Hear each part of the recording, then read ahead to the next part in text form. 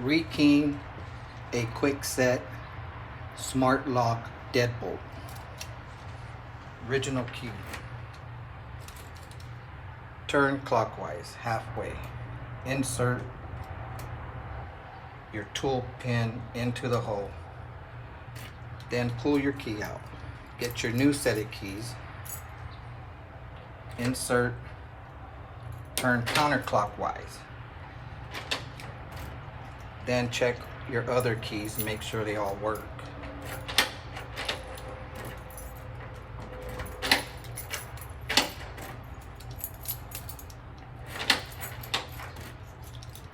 The original key shouldn't work. Complete.